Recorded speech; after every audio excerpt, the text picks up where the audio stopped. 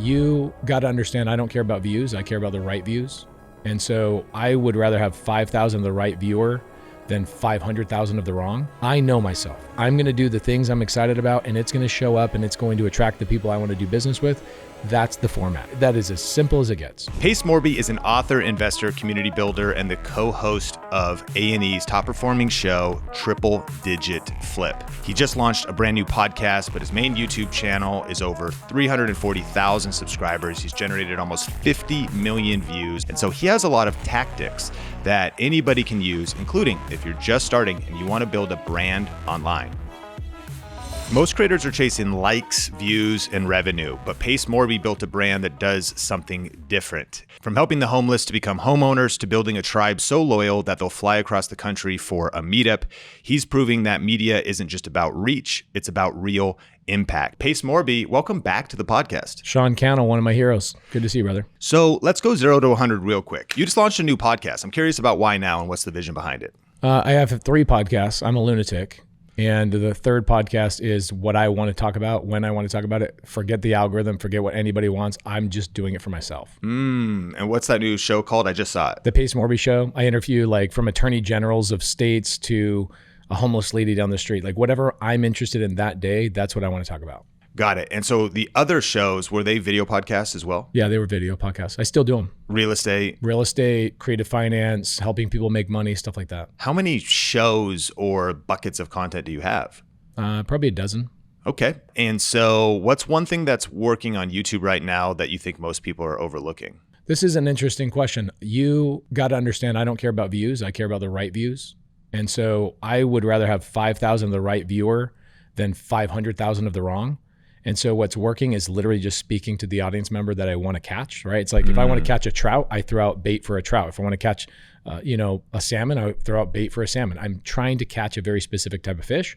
And so my YouTube channel, I do not care about what the algorithm tells me. I care about what my audience member wants so that I can catch that exact person. So do you think that a lot of people listening to this have actually not done the work to get clear on who it is they're even after, what it is they're even building? Yeah, I think number one reason they haven't gotten traction is maybe they haven't paid attention to you like I did. I'm one of your students, and you were a catalyst for me when you said, just hit record, just hit record, just hit record. And I was like, oh my gosh, I just got to hit record. I became your student, followed everything. I mean, I still follow everything that you do. I think number one, they're not taking action. And number two, when they take action, they're just blind. They're just all over the place, shooting everywhere. The question you got to ask is, what type of fish do you want to catch? What type of fish do you want in your boat? Do you want carp? No, nobody wants carp. Those are the hateful, negative comment people on YouTube. If you're getting a lot of those people, then you're probably doing a lot of political stuff. I want happy people that want to make money, that are married people, that want to have families. I want to catch a very specific audience member because I actually hang out with my audience members. I don't want to hang out with angry, negative people. So you got to go after the exact type of person you want to spend your time with. And you can't really go after it if you don't define it. You got to define it. Now, we're going to get really into tacticals kind of in the part 2 of the conversation, but you're a great storyteller. You've learned how to structure videos. What would you say your go-to storytelling structure is when filming a video? When you think about maybe having a hook or even having pain or drama and the shift and how a lot of your content across platforms is really telling a story. Yeah. I just did a post the other day that's the perfect hook is imagine what your customer is doing while they're watching your content. They're sitting on the toilet at break at work. They're sitting on the toilet at their own house.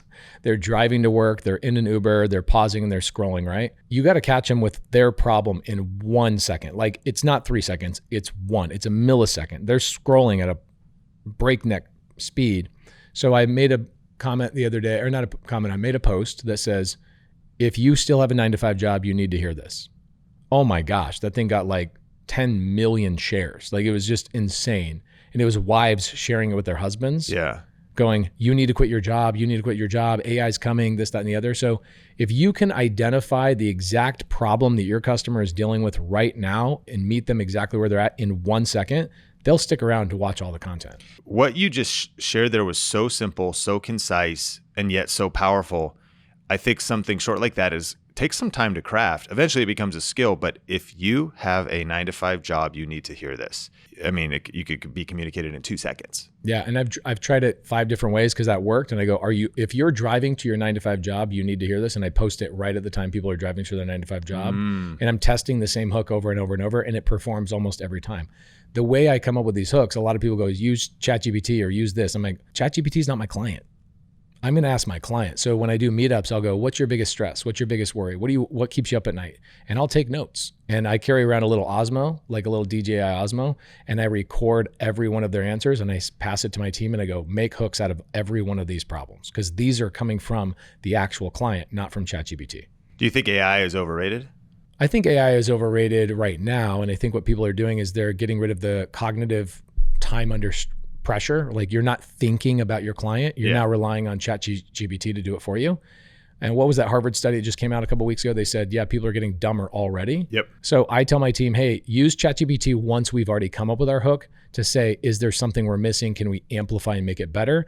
We don't let my team say, what is the hook?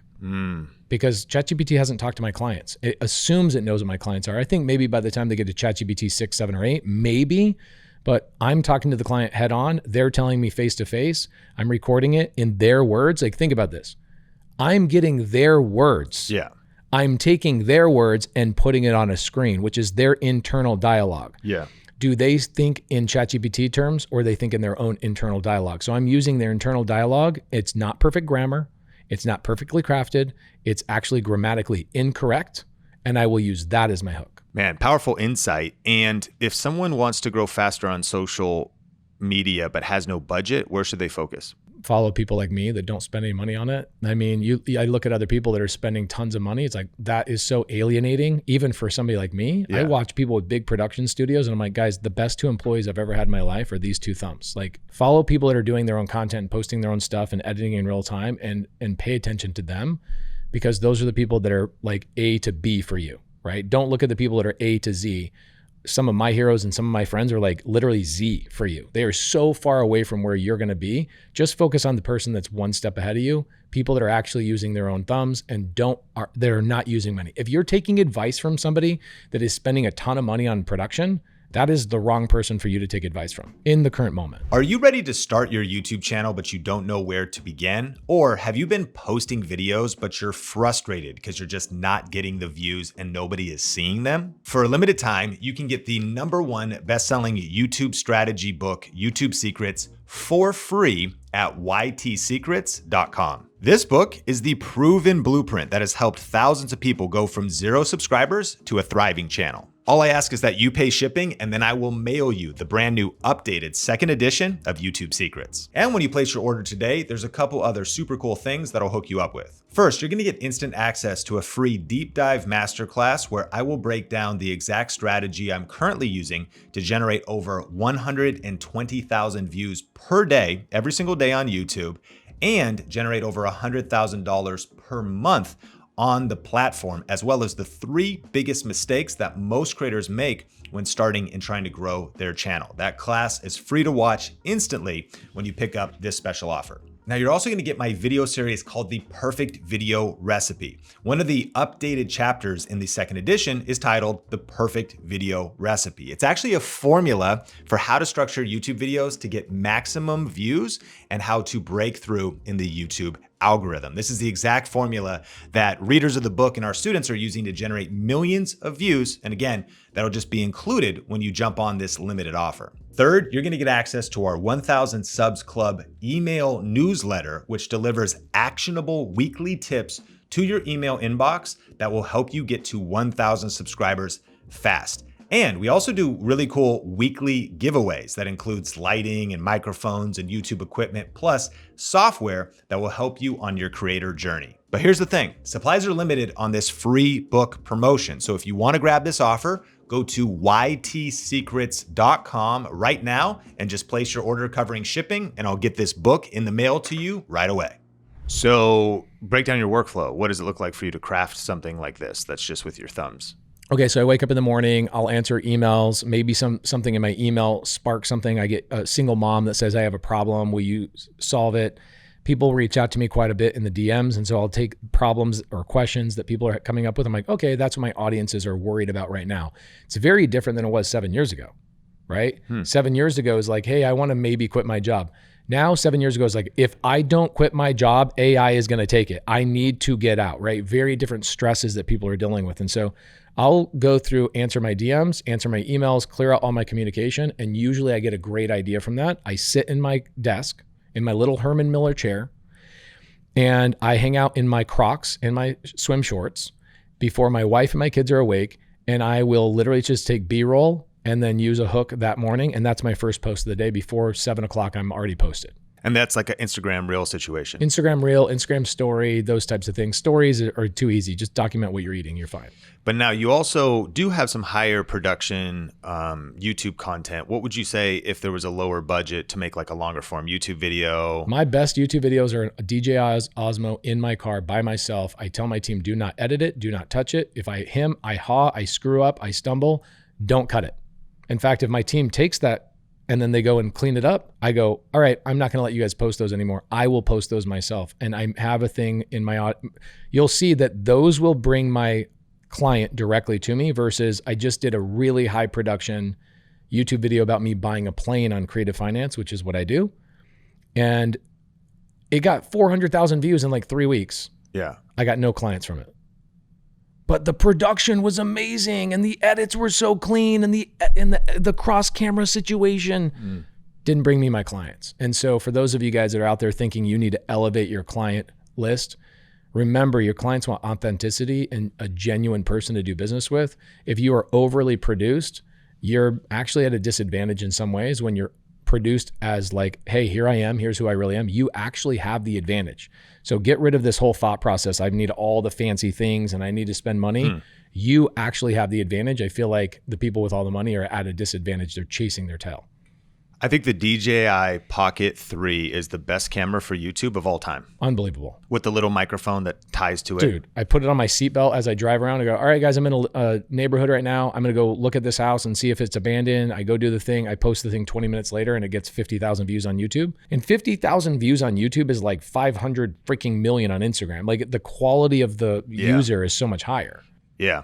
So I want to encourage the Wikipedia podcast. We actually have a whole series on the DJI Pocket 3. Why do you think I bought it, bro? It was sold out for a while. Yeah, it was hard to get. Yeah, it was very hard to get. It's back in stock. And so definitely go get educated about it. But what I love that you're saying here is you're saying, you know, grab a camera and you can use your smartphone, hit record and post it. Yeah. No editing. And raw authenticity. Authenticity is kind of an overused buzzword, but go a little bit deeper on that. I think you've built one of the most authentic brands. People really connect with you. And I think we're living through a trust recession. Yeah. Where people, I think, have been burned or they just don't know who to trust. They see even fake AI avatars and they're looking for real and connection. What is your thought about going a little deeper about being real, raw, and actually connecting with clients, building community? Okay, so the way I stay real and raw is I actually help real people. So instead of me talking about a fictitious thing, or what I've actually learned in the last 3 years is if I talk about deals I'm doing, let's say because I'm a real estate guy and I buy businesses as well, if I talk about what I did, I alienate myself from the audience because I go, of course you can do it, right? And it disconnects them from actually moving forward. So what I do is I take somebody from my audience that's right in their situation and I document their story with no edits, no filters, no nothing. This is Maddie, the homeless lady. This is Ellie. I'm helping a lady that's an Uber driver. This is Ellie, an Uber driver. This is Matt, the high schooler that's flipping burgers. I actually tell the story of the person that's in their shoes rather than try and tell my story at this point, because I'm already at a point where I don't need to worry about money anymore. And they know that. So if I'm talking about all the cool things I'm doing, that's really hard for them to attach to. Totally. So you got to go and talk to somebody that you're actively helping. Got it. So if you're listening to this, and especially if you bring about some kind of transformation, work with people and bring about that transformation, document it, share that, use them as the case studies, especially as you create a bigger and bigger gap of how much success and separation you have from the core people you're helping. Right. And I mean, maybe I really want to hear this story. Because if you give an example, even earlier, maybe one or two people checked out because they're like, oh man, this dude just went and bought a private plane. But you bought a private plane with creative finance. Right. I mean, that's what you're the world's #1 expert on, which has just empowers people that if they stick around until the end of this episode, like the way you think is like when people think they couldn't get into real estate, they couldn't do stuff, they can. They just, there's information they don't know. And that's, to learn all that, they should follow you. But I am curious, you just had a recent story where you helped a homeless woman right. Buy her first house. Before that, she got a deal through creative finance. Mm-hmm. And then this ties into the fact that you're transforming lives and then you're also documenting on the journey. But let's break this story down in kind of a nutshell. So as you know, we were on a TV show for a long time. They ordered episodes in January of 2024. They ordered 30 more episodes. So A&E sits us down. We're in Manhattan at their big headquarters. And I told them, guys, I don't want to be known as a fix and flipper. I don't flip houses. I flip people. Like I take people and I flip them into high performing people. That's what I love to do. I'm passionate about it, just like you are. I'm one of the people you flipped. I was the guy that didn't turn on the freaking camera, right? So they said, yeah, that doesn't help us sell ads. So we're not going to do that type of show. And I go, well, let's pause Triple Digit Flip. I'm going to go focus on my own TV show. So we've been working on a sizzle reel for Netflix. Netflix has been interested in listening to this story about how we're taking human beings and taking them from being either homeless to homeowner or somebody who's doing side hustles to survive to getting them into homeownership, whatever the story may be. And I was trying to work with the Attorney General of Utah on going to downtown Salt Lake to like help 15 homeless people. And it just wasn't working out. And then when I got the no from Utah, like, this is too complicated, we don't want to do this. I'm like, yeah, but it's my vision. The next day I get a no. Right after that, I get an email from a lady named Maddie. And Maddie, Pace, I watched you online. I watched this, that, and the other. If anybody can help me, it's you. I'm like, okay, cool. I'm not in the business of helping homeless people. That's not what my business is. I'm in the business of finding people's issues in their mind, their objections that they can do this, their self-doubt, their hesitation, their procrastination, their excuses of I don't have money, I don't have time, I don't have whatever. I'm in the business of destroying those BS, the belief systems. I go, Maddie, I'd love to help you if you sign a media release and you let me document every single conversation we have. Like, we're having lunch, I'm recording it. We're dropping you off at your shelter, I'm recording it. I pick you up, I'm recording it. She goes, I'm all about it. So I looked at this and I said, all right, well, I can create a big mountain of content and then pull the mountain of content that's applicable to my audience members and put it out there and then go, hey, if you guys want the rest of this content for free, I'll just give it away for free. And what I did with Maddie is I said, if what I do is actually possible, I need to show it to somebody who literally has no resources, right? It's kind of like with you. It's like you tell people, like, you don't need all the fancy cameras. If you took somebody and go, grab your phone, let's do the thing, let's create a YouTube channel, you could do that with somebody in 30 seconds. Mm-hmm. That's what I did with her. I gave her 2 hours of education. I told her, here's the game plan. 2 weeks later, she made $5,000 on a real estate transaction, $5,000 laying in a cot in a women's shelter with a broken freaking phone. And I'm thinking this was actually my biggest worry. And these are the types of things. If I have this worry, my audience is going to have this worry too. You give a woman $5,000 that's hasn't had $5,000 ever in her life. She has never seen more than $2,000 accumulated in one place in her 59 years on this planet. I give her $5,000. What do I assume she's going to do? Yeah, go drugs. Disappear, yeah. Drugs. She hit the comfort ceiling. She doesn't want to work anymore. And that's the end of the story. But that's also a great story. So just be authentic and let the thing go where it needs to go. And the day she gets the $5,000 check, bro, it was crazy. We go into the bank and I drop her off. I didn't want to be involved in her banking situation. She comes back out 5 minutes later. She goes, they don't believe this check is real. Wow. I'm like, okay. She's a little black lady. She's like 4'11". So I'm like, all right, because she's black. Is that what's going on? Yeah. I walk in and the guy goes, no, it has nothing to do with what we think she is. She has a bank account that's been overdrawn for 5 years. This check will not work right now. And we also are like, how do you go from $0 to $5,000? This has to be fraud. So I show him the bank account where it's coming from and he goes, all right, sounds good. He releases the money. It doesn't give her any cash. Like, she has to wait 15 days for this money to be available. So she thought, I'm staying in a hotel tonight. I'm going to go get a nice place that I can have my own bed. Immediately distraught. I drive her down to her shelter. I'm dropping her off and the shelter makes her take all her clothes off, her shoes off, her backpack. They strip search her all the way through to get back into the shelter. And I'm documenting this journey too. Like, It's crazy how this lady just overcame taking action. She's now being put back in the shelter, which is fine. She waits 15 days. But before that 15 days is up, that she has the $5,000 in her pocket, she's like, all right, I'm ready for the next deal. And now in 7 days, she's moving into her very first home with Creative Finance. No bank, no money. She's going to house hack it, right? 7 residences or 7 people are going to rent the rooms from her. She gets the primary bedroom all to herself, and she'll net cash flow $2,000 a month. This lady in like 60 days. Tell me that my audience doesn't need to see every single minute of that. Totally. Same thing with your guys' audience. Whoever you're transforming, think about this. Think about a student you have, think about a client you have, and go, why am I not documenting these things A to Z? Because that is going to win in the AI revolution. AI is taking over. You are going to dominate by just going narrow on exactly who your client is and going, if I'm as good as I say I am, I better be able to help somebody who has an impossible situation. Let's say I'm a weight loss coach. Find somebody that's been told they're going to die if they don't change some habit. The doctor is basically giving them their death certificate ahead of time. Like, find that person, document their journey, and show your audience, not your journey, show them the journey that they can identify with, which is not yours. And so that has been a really fun thing with Maddie. Well, there's so many takeaways for me. I mean, one, it's just inspiring that you have such a sincere heart and care for people to want to transform lives. I think it's wild to think that there is opportunities in today's world where somebody that is in what would seem to be an impossible situation can find a creative way to solve problems, move forward.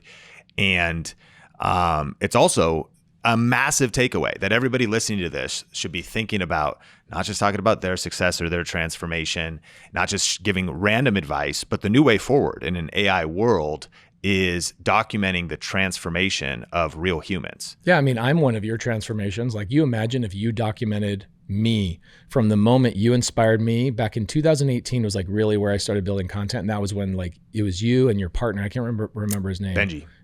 Dude, you changed my life. You imagine if you did a documentary film about me the last 7 years of everything I've been through because I actually pressed record. Yeah. Holy crap. You deliver that to your email list and go, this is what your life could look like. And this is the money you made. It's crazy to think about like what you've done for me. Even this morning, I go, I need a web developer. So what do? I go on Instagram stories. I go, hey, I need a web developer. I get flooded with like 80 people. I will do it for free. I'll do it whatever. Brand has brought me everything that I couldn't do on my own. And that has come from your transformation you've given me. Brand, personal brand. Yeah. What does that even mean? I tell people that personal brand starts with what people say about you behind your back. So everybody's worried about the algorithm and the views and the this. I'm like, no. Brand starts with what people say about you behind your back. Is Pace a good guy? Does he show up? Does he do as he says he's going to do? Is he always just trying to sell some crap? Like, what is your brand at the end of the day? And that's the beginning. That's the foundation. What do people say about you behind your back? Now, brand for me is who is the core audience I'm trying to help, and how do I bring value to that audience? I want people to think about me when they think about how do I get started in real estate, right? I don't want to be known as like Ken McElroy, mutual friend of ours. He's known as he's a billionaire. He's worth billions of dollars. When I think of Ken, I go, oh, he's the godfather of multifamily. That's his brand. Yeah. What's the first sentence people think about when they think about me? Creative finance. I want, what is the phrase, what is the word, or who is the person I'm helping to be popped in your mind the second you think about my name? Pace Morby, creative finance. Pace Morby, sub 2. Pace Morby, community. I have a lot of them because I've been doing it long enough. Yeah. But really, it's same thing with you. Second, I tell people I'm coming on Sean's podcast. Oh my gosh, I love Think Media. He got me to turn on the camera. He told me to press record. Like, you have branded yourself. People have the attention span of a gnat. So like what's the one word, the one sentence that pops in in people's mind when they think about you? That's brand. It's probably press record, yeah. And if they're thinking about me, press record, YouTube. For you, it's these community. And when I want to go deeper on community, because in this influencer space, this guru space, people have followers, but they don't necessarily have communities. Yeah. And one of the things that's wild is you and I both speak at a lot of events, and there's maybe some speakers who have the most followers online, but they don't really get people to show up to the event. Yeah.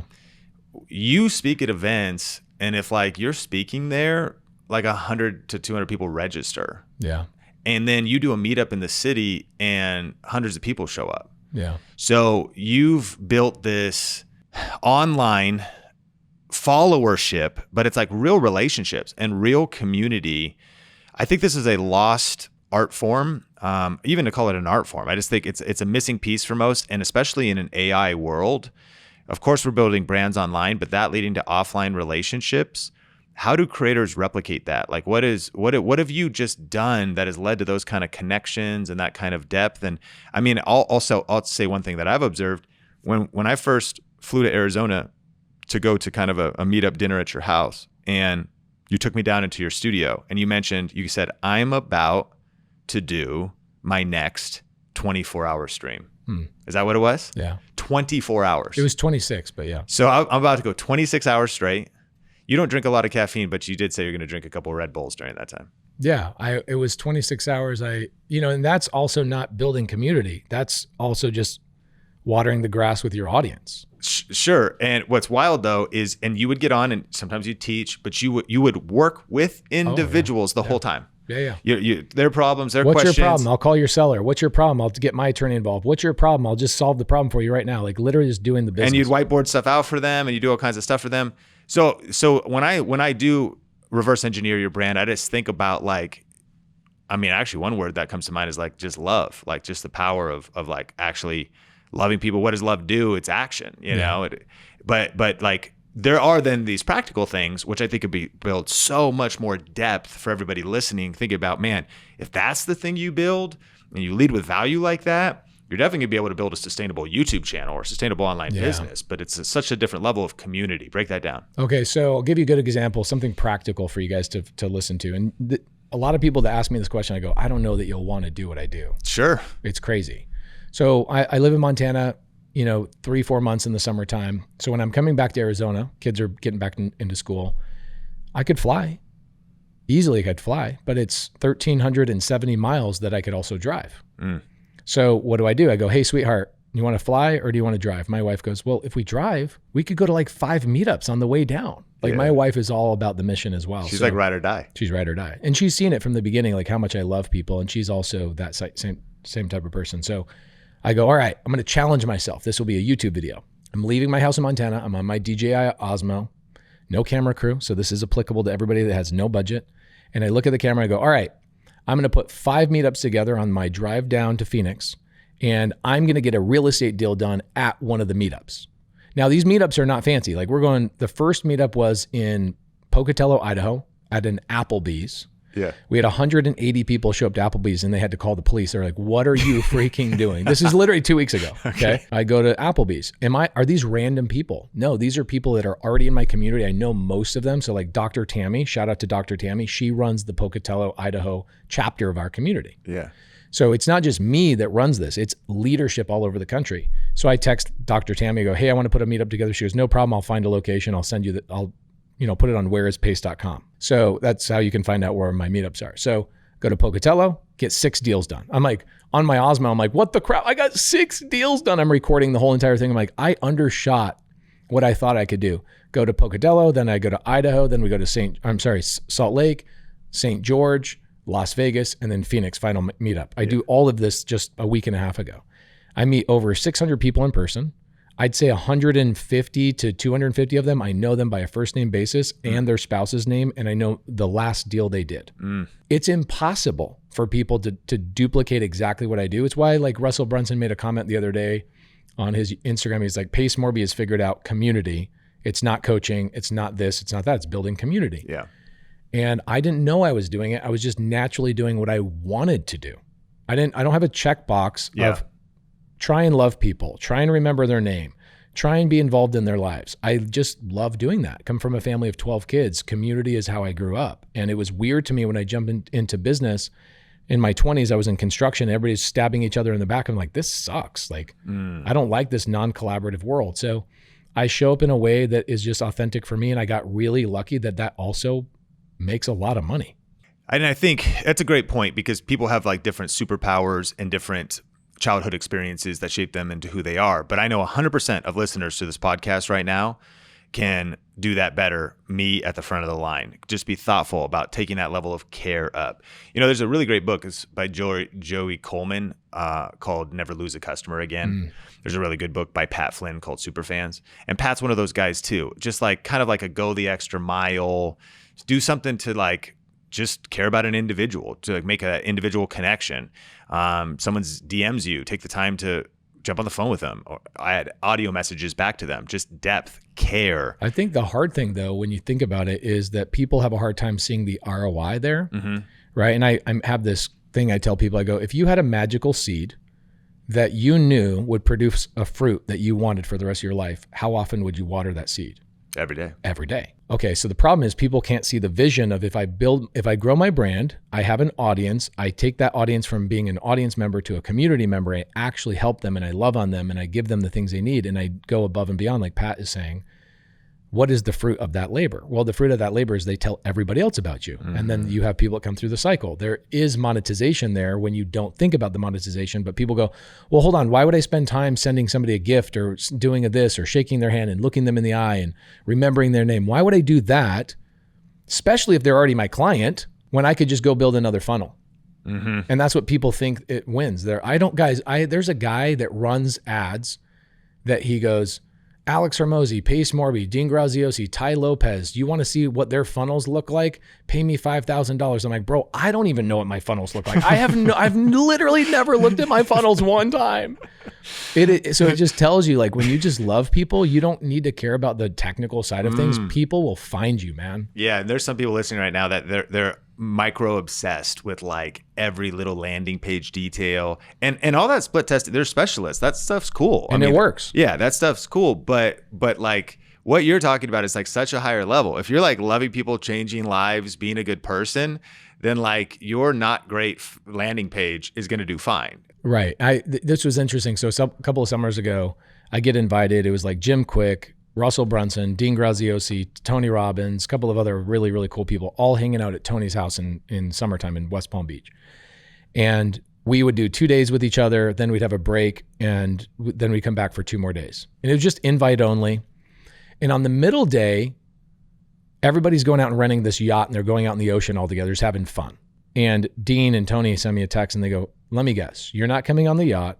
You're probably going to go to a random parking lot and hold a meetup. And I go, dude, I already got it scheduled. You guys want to come? And they're like, no, we just assume you're doing the thing. Yeah. So even when I have opportunities to be around like higher influence people, I choose my community. And that also shows up for them as well. They're like, dude, you could have been here, but you came here with us.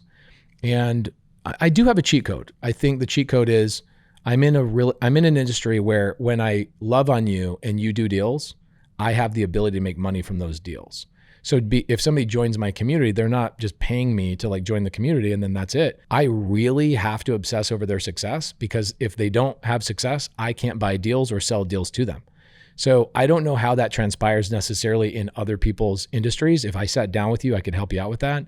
But think about like, how could you make money with your client long-term? So if I was Sean Cannell, it'd be something like, hey, I'll help you launch a product, but I want to be 20% owner of that product.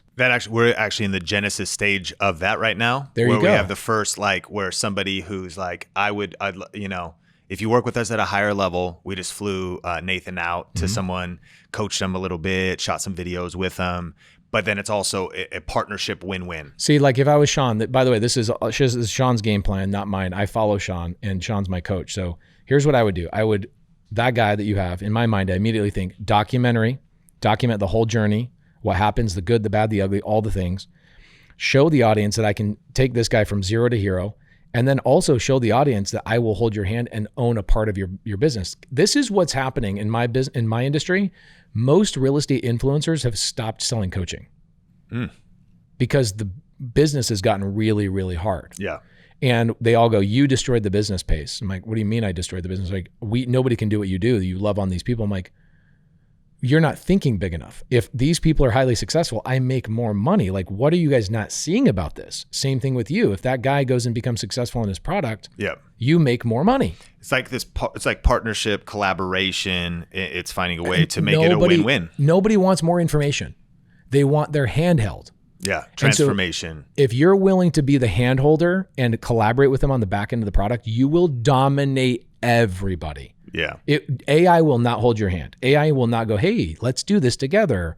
AI will go, hey, go, here's the script. Good luck. Yeah. So what you're doing is hand holding and taking a portion of it. And that actually gives them comfort to go, oh, Sean's in my corner. He's ride or die with, bro. So strong. That's the only way to go. Are you a business owner or serious content creator that is struggling to crack the YouTube code? Are you feeling stuck, overwhelmed, or just plain frustrated with slow growth? If so, then our new one-on-one coaching program at viralvideocoach.com is your premier ticket to YouTube success. Becoming the authority in your niche, attracting engaged leads and loyal customers. We offer one-to-one coaching with our YouTube experts that'll help you get results fast and a supportive community that's cheering you on. So if you're ready to stop wasting time with trial and error and to stop leaving money on the table, then head to viralvideocoach.com to apply to see if you qualify for our coaching program. But heads up, this offer is not for everybody. It's only for serious content creators and entrepreneurs that are ready to take action. So if that's you, head to viralvideocoach.com to apply or click the link in the show notes. All right, let's jump back into the episode. You have across platforms over 1 million followers, and you've been doing social media for a long time. What do you think is dead or outdated in social media that people still think works? Educational content is dying. I think, I've seen you and your team talk about this as well. It's like people are trying to educate. I think people want to see the inside of your life. They want to see, what did you have for breakfast this morning? How are you balancing your wife and your kids? And how are you doing those things? They want to see the religious aspect. Like I'm not, like you made a post the other day, which freaked me out. It's like, we're shutting down Think Media. I'm like, what? Yeah. But then I saw the reason, and that was you giving, one, it was a great hook. But the other thing is you gave a behind the scenes of like how I operate my business, which is what people really want. People don't want to go, oh, press record all the time without seeing the other side. And so I see a lot of people that it's just outdated, which is my brand is what I do. No, it's not. It's why you do what you do. And I think that you understand that better than anybody. And influencers coming into the game now are like, well, I'm afraid of being on camera because I'm not perfect and I don't have my makeup right and the lighting and I don't have a softbox light and blah, blah, blah, blah, blah. Guys, delete all that crap. You have a superpower if you just delete all that stuff and go authentic and show people who you are and why you do what you do. So would you agree with this formula though, that it's the old way of doing education only content is dead, but that if you still have a niche, I still have a niche and a thing that we help and educate people with, but the missing piece, if that's all you're doing, you're going to be replaced by AI. 100%. But if your bio is, I will help you build a profitable YouTube channel. If your bio is, I'll teach you creative finance. But then on your social media and even on your YouTube channel, the only way to stand out in a 2026 and beyond world is the why behind what you do. Faith, if that's important to you. Family, if that's important to you. The fact that you're going through transformation, you're doing carnivore diet. Like these human connection touch points are the bridges of personal brand in the new world. Agreed 100%. It's going back to how to win friends and influence people, authenticity. It's just the old school way of just loving on people. And there's nothing magical about it. It's just that you got to stop looking at just the funnel and why are people not clicking on the thing? It's like, well, do they know who you are? Yeah. Right. And there's 1,000 buttons to click. I have a million funnels I could jump into today. Yep. I have 10,000 ads I could click on to today. Why are you different? And why should I trust you? For every time I've had an in-person connection, or if I'm talking to someone on Zoom after one of our challenges or something and someone shares, I think this is the thing I noticed. They'll be like, your YouTube information helped me so much. And, they go, but you know what I loved? When you shared that you had a 1994 Honda Civic with a short shifter and header exhaust and 12-inch subwoofers, dude, that just brought me back. And, when you shared, you go to the Banya now, which is a Russian steam bath and sauna.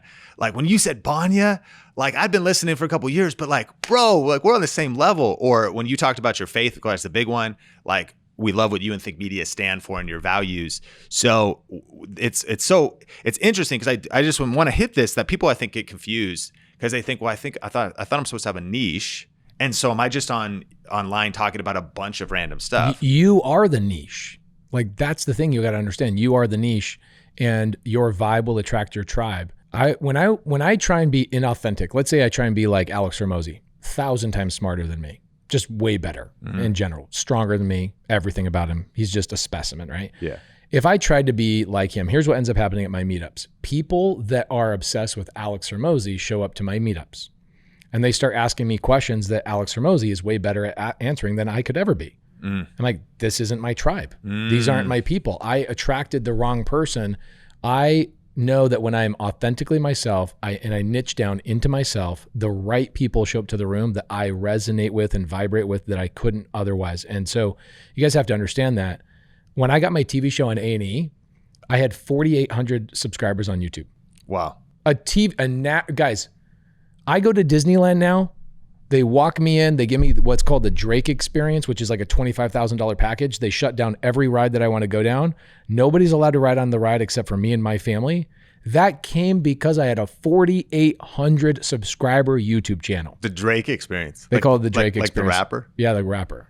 Who do you think won, Drake or Kendrick? Oh, Kendrick all day long. It's got bodied, completely bodied. The Super Bowl thing is just like, are you kidding me? This is the only reason we watch the Super Bowl. So I look at that and I go, that came from 4,800 subscribers. Stop trying to be like, I need 5 million subscribers. You need 500 of the right subscribers. For YouTube channel, I love your content. Sometimes you're walking through a house, you're talking about all kinds of distinctions about, maybe what offer you're going to make. Sometimes you're in front of a whiteboard. You teach. You have different formats. You have vlogs. You have talking head. For listeners that are trying to figure out their format, their delivery style, you've started multiple podcasts.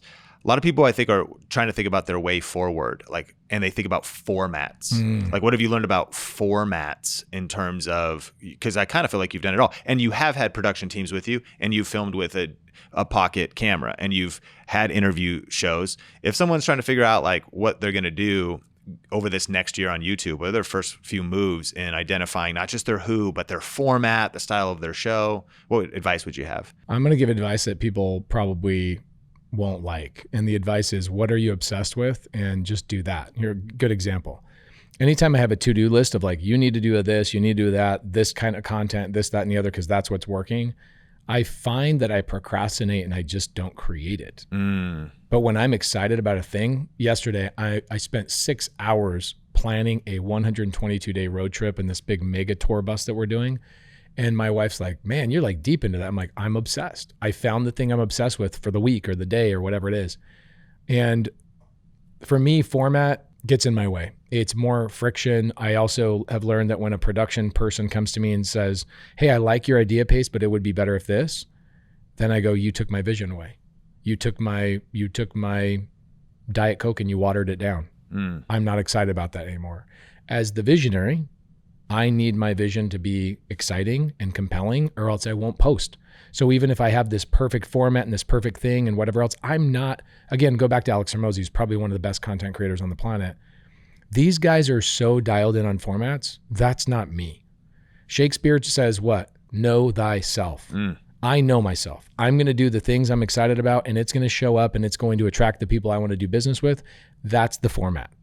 That is as simple as it gets. It makes sense. It's passion, because that fire, Benji, co-author of YouTube Secrets, he actually says, follow your fun, because that's going to be your best content. If you force yourself into a format that you don't love, then you're not going to have the energy, the vibe. But when you're in the middle and you get excited, that's a really good piece of advice. You'll actually do it. Like, think about this. The content that has a perfect format that doesn't get posted or even created in the first place versus the content you're excited about that has no actual format, which one's going to win? The question you got to ask yourself when you're brand new, it's like if you actually press record on the thing you have an idea on and it's an imperfect format with the wrong words and the wrong captions and the wrong whatever, and you do that over and over because you're just doing it, versus here's the perfect format and I followed the perfect script and I follow the thing, which one's going to perform is the one that actually gets posted. So do the thing you're excited about, just get it posted. Do you ever script your content?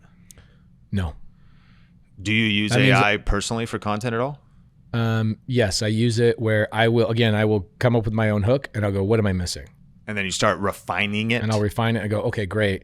I don't want to lose that cognitive ability of understanding what my audience is doing and relying on ChatGPT. And I watch the young people on my team doing that already. And I'm like, guys, like, it's so obvious that we're not connecting with the client. Yeah. And that's what our job is. So we use AI for all sorts of stuff. Like, we use AI to now cold call all of our sellers and all of our agents. Like, we don't have cold callers anymore. I use AI for all sorts of crazy things. But when it comes to connecting with the client, I always tell people, if you took a lady on a date for the first time, would she appreciate you having a script? Would she appreciate you having the perfect one-liner? Would she appreciate you just connecting with her authentically and genuinely as a human being and showing up as who you are? And when I let my team do AI stuff, it doesn't perform. People just know it's not me. They know it's not me, right? And so I just want to show up as myself. And are there people I'll fall behind on? Yeah, but guys, even if my brand was 1/10 of what it is right now, even 1/20th of what it is right now, I still make millions and millions of dollars by connecting with these people. You don't have to be at that level to make millions of dollars. You need hundreds of followers and hundreds of likes, hundreds of views to make millions of dollars. In this final section, I want to talk about building a brand that lasts. And so if we think about personal brand, everyone's chasing likes, views, they want quick growth. And we're living in a world where some have said we've shifted from social media to interest media, and brand new accounts can go viral, and you're one piece of content away, content being the variable. Yet, the book of Proverbs says an inheritance gained too early in the beginning won't be blessed in the end. So sometimes fast growth isn't the best growth. And there's something about building a brand that lasts. And when I think about you, not just what's seen on camera, but the character that's off camera. Recently the CEO of Astronomer had a very public downfall at a Coldplay concert where he was there with somebody who wasn't his wife, and the whole world saw the attention of this. You've been in stages and around some of the highest level entrepreneurs and content creators and influencers in the world, and you've witnessed over the last decade that many have blown up their lives. Yeah, I have a friend that I don't spend time with anymore physically that was cheating on his wife for 4 years, and we all found out as a friend group, and I go, we can be friends at a distance, but I can't be around you. Yeah. Because just like I can catch a cold, I can catch a mentality that allowed you to be in that situation. I don't want to be around anybody with that mentality. I've watched a lot of people blow up their brands for for the stupidest things. And you were just telling me something before we press record that really was so powerful. There's been seasons, of course, in your life where you've traveled and you've been in hotels and you've spoken at events, and there's building seasons. But you've made a decision recently where you're not even leaving your family and kids overnight. You're flying in today. This is the first of 5 podcasts. We're sitting down. You flew in, no bag, just some headphones. And you flew in this morning. You're going to fly home tonight. You're going to be with your wife and your kids tonight. What's like the frameworks, the mentality, the humility to maybe not just rely on willpower, but to make decisions to protect your family, protect your values, and think about longevity, and not just, growing your business and 15 minutes of fame, but burning out because you don't have the right healthy frameworks in your life. Have you had Sahil Bloom on this podcast yet? I got to introduce you to him. He's written one of the greatest books that's ever written, The 5 Types of Wealth. Okay. And you do this incredibly well. It's not just about money. And he has this quote, I can't remember it, but it's basically about there's a lost art of being happy with enough. And I know I asked you when I showed up today, I go, do you have striver's curse? Which is like, no matter what you do and accomplish, you always feel like you're behind. And you said, yes, of course we all do. Okay. Well, I think recognizing that is a problem and recognizing when enough is enough. I remember when I was 22 years old, I come home from a religious mission in Korea, and I come back and I go, man, if I could just make 10 grand a month, I'd be set for life. Bro, if I made 10 grand a day, I'd have a problem right now. Like, I got teams and people and whatever. The goalpost moves so many times, but what ends up happening is you realize it wasn't never ever really about money. It was just about forward progression, which is what I think the universe wants us to do, is progress forward. And so we as human beings think money is the way to progress forward, but that's not. I hit a point where I go, this is literally the life I crafted. Shout out to one of my friends, Trevor Mock. He owns a company called carrot.com. It's a website for real estate investors, not important for the show, but Trevor Mock, I was fly fishing with him in Roseburg, Oregon 5 years ago. And he says, do you know what your perfect day looks like? I go, what do you mean? We're literally casting on the river. And he's looking over at me, asking me these questions. And I go, no, I mean, this is pretty close to a perfect day. And he goes, no, but like, you wake up, you know what smell you smell, the first conversation you have, who are you waking up next to? And do you know all the way from 12 a.m. to 12 p.m., do you know exactly what your perfect day looks like? And I go, I guess I don't. And we go back to his house that day. He shows me this whole entire book. It was like maybe 180-page notebook. It was filled with exactly what his perfect day was. Wow. To every little detail. I'm on page 3 and I'm sobbing. Jeez. So I went home. This is 5 years ago, 2021-ish. And I wrote down what a perfect day looks like. What does my bank balance look like? What does my team look like? Are my team safe? What does this look like? I crafted it out. I hit that 3 years ago. And I thought I wouldn't hit it for 15 years, but because I crafted it out, I manifested it. The universe says, oh, this is what you want. The universe is amazing because it understands your interaction with the algorithm of life. And so what's interesting is if you hang out with turds, it's going to deliver more turds to you because it's going to go, oh, you say you like sailor stuff on Instagram, but you're over here liking construction. It's interesting that people follow, let's say, dog stuff they follow all these dog trainers, but then they're interacting with construction videos. What is the algorithm going to feed you? Construction videos. So you might say, I really want to be balanced in my life and I want to wake up in the morning next to my wife and my kids, but I'm traveling around the world and I'm doing this and I'm hanging out with influencers. What is the universe going to deliver more to you? Traveling around the world, hanging out with influencers. So there was a point where I had to tell the universe, this is the algorithm I want, my For You page, right? And I started interacting with exactly what I wanted and the universe shows up in that way. And of course I want those things, but I want them to only benefit. And also you get really efficient, right? Like when you were first starting your brand, you spent 80% of your time thinking about what you wanted to do. Now you get good at it. You go, I don't need to think about what I want to do. I just do it. Yeah. So all that 80% of the time I'm spending on the thing, I now just apply that to my wife and kids. So Sahil Bloom, he said, the quote about being happy with enough was like, do I have enough? Yeah, bro, I have all the things. I have everything I could ever imagine. Another thing or another car and another nice watch and another thing is not going to change my life, but impacting and moving forward. And how do I do that? It's having perfect balance. I have one more question for you, but I also want to just acknowledge and say I'm super grateful for your friendship and super grateful for just the model you are giving in the online influencer business space. You're one of the good guys. Thank you, brother. I try to be, and I'm lucky that I have friends like you to aspire to be. Iron sharpens iron. I want to be around guys just like you. And I've looked up to you for a long time. What you did and what you did in that little room and starting your brand has changed not just my life, but I post today I'm hanging out with Sean Cannell, hundreds of DMs. And they're all like, press record. Like you have changed so many people's lives, bro. Thank you. Man, I appreciate that. Grateful for you. Where can people, give a little list of like resources? You got a great book. You have a couple things. I have one question, more question for you, but give a shout out to your stuff. We'll link it all up in the show notes. YouTube, great. I would go to whereispace.com. I'm about to go on a big 125-day road trip tour. And on whereispace.com, I'll give you some cool freebies to like get started with the things I do. But I really don't care if you follow me. I care if you come and meet me. So whereispace.com, I'd rather shake your hand than get your like. I encourage people to go to that website and they should meet you. And we just had Caleb Ralston on the podcast. We actually go 20 years back. Caleb's awesome. We were in the same small church and I got him into video in Marysville, Washington, an hour north of Seattle 20 years ago. That's crazy. Yeah. I gave him the book Crush It to read. He'd never read a book. He didn't care about learning, and he read Crush It in 2 days by Gary Vaynerchuk as a junior hire.